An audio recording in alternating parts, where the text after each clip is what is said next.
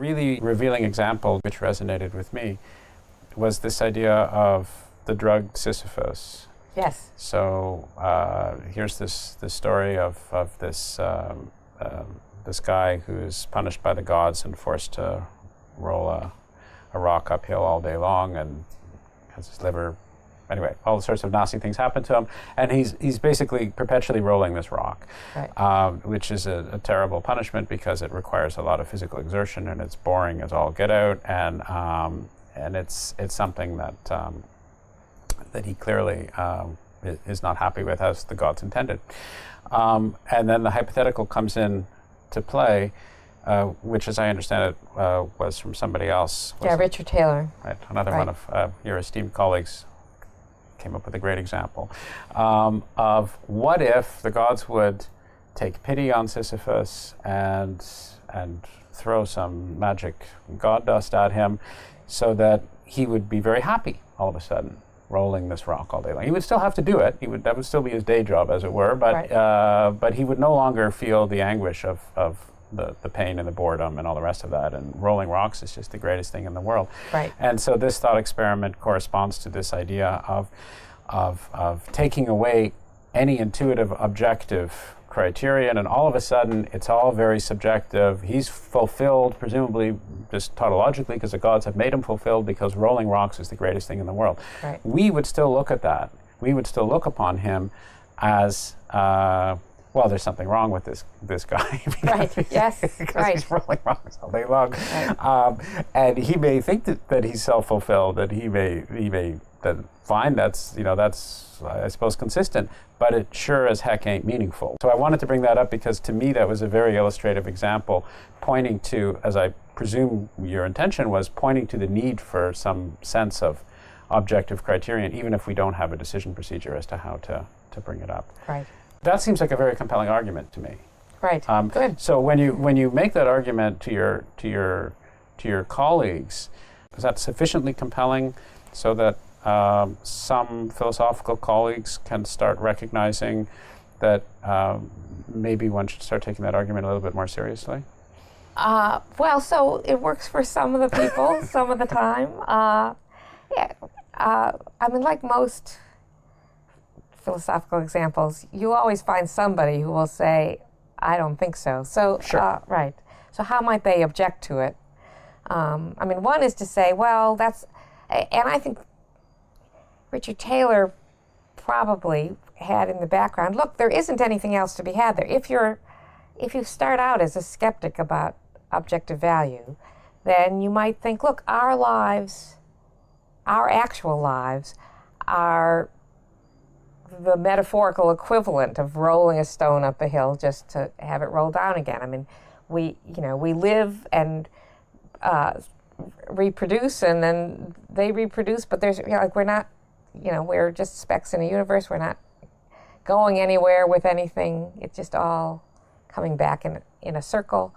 And so the thought is life would be meaningless and absurd. I mean, it really is from the outside, as it were, right? But if we're into it, that's all that it takes to make it meaningful for us, right?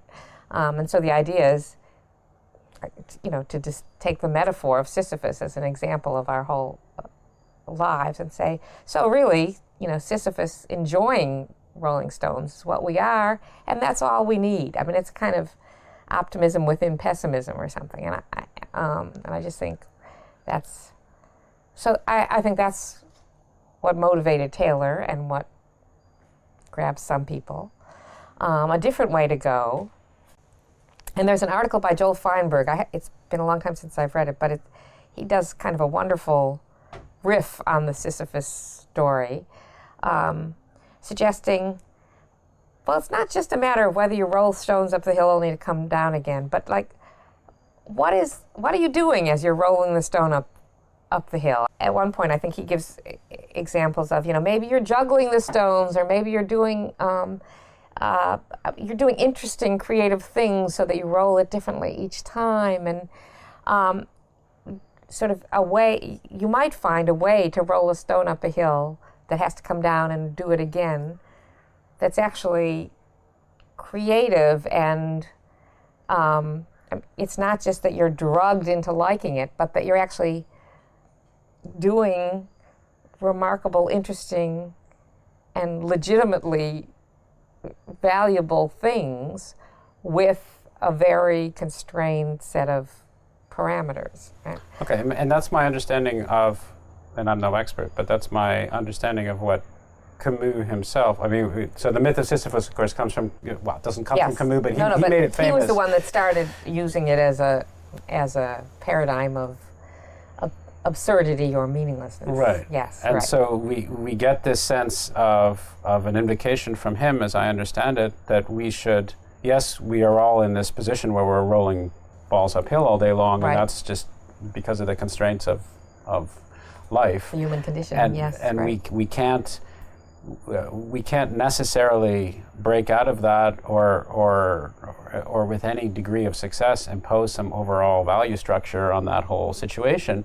Right. But what we can do is we can do the best we can to be, as you were saying, juggling the ball as we're going. We can try to create meaning, as it were, right. in our day-to-day life as we are rolling the ball up the hill. Right. So that seems like a very right. parallel. It's very close to the Camus idea. Understanding it more like Feinberg and less like Taylor. That is, it's not just that you're drugged into liking it, but right. that you're doing something interesting with the very tight constraints on opportunities that are part of the human condition.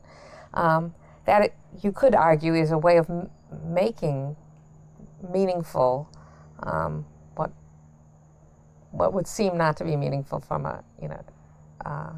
in itself. But maybe right. This seems to me an essential part of what you're talking about. So correct me if I'm wrong. But so there's the bigger meaning, right? There's the bigger. Okay, what's the meaning of life? What's the right. meaning of the universe? What's right. the meaning of our existence? And where is it all going? And all that stuff. So that corresponds to these larger constraints of the guy rolling the ball. Yes. We don't have any control over any of that stuff. Right. And it's not entirely clear whether it would be productive to spend a lot of time talking about that or thinking about that. Right. But what we do have control over, and what in the meantime plays an awfully important role in our lives, albeit consisting of going up and down hills all day long, yeah. is actually the stuff in the middle. This is what are we doing as we're rolling the ball up the hill, and I think the only time that the parallel presumably would break down is the fact that Sisyphus doesn't wind up at some point on his deathbed looking back at and evaluating how well or how cleverly or how innovatively or how stimulatingly right. he was rolling the ball up the hill. Right. But otherwise it seems the parallel is fairly clear. This idea of two types of meaning, right? They're right. There is the idea of two types of meaning, and that might track the traditional question of what's the meaning of life with the question I've mainly been talking about, which is what's meaningful, what makes a life a meaningful life, or how do you find meaning in life, or how do you make lives meaningful? But there are, I guess, two different ways to respond to the Sisyphus example as it's historically been understood by, from Camus onward. One is to, and the reason I guess I found myself an opponent of Taylor, or of this period of Taylor's philosophical work, is that it's not true that our lives are just matters of rolling the stone up the hill and down again, so that if only we liked it, it would be meaningful. We can do more with our lives than roll a stone up our hill or play Sudokus. We can do all kinds of things, from writing poetry to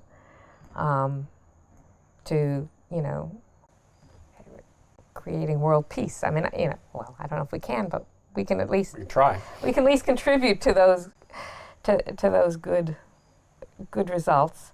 which might be considered the equivalent of we could juggle these stones, or we could, do all this other. So one thing is you have to be. There's no point in thinking it's all just a matter of liking the situation that we're fated to have, because we're not fated to have a meaningless situation. But then there's the question, what kind of meaning should we insist on in order to consider it meaningful? And the perspective that the Sisyphus story is encouraging is the perspective of thinking, look, in order for our life to be meaningful, really meaningful, not just subjectively meaningful, we would have to be able to do something that had a large and permanent effect on the world. Right? And the problem in saying, oh, the human race is just like Sisyphus, the idea is, we're little specks in a vast universe, and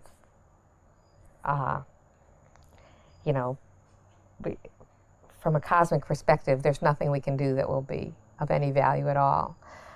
I just think, look, the cosmic perspective is not the only perspective it's worth taking. And so my thought is that meaningfulness, as opposed to the meaning of life, is a matter of quality and not quantity. So it's not a question of will it last forever or will it affect thousands of people. It's a question of, will I do something good and worthwhile, which doesn't have to be worthwhile relative to a large time-space period, but just worthwhile, or will I fritter away what life I have doing nothing, or doing bad stuff.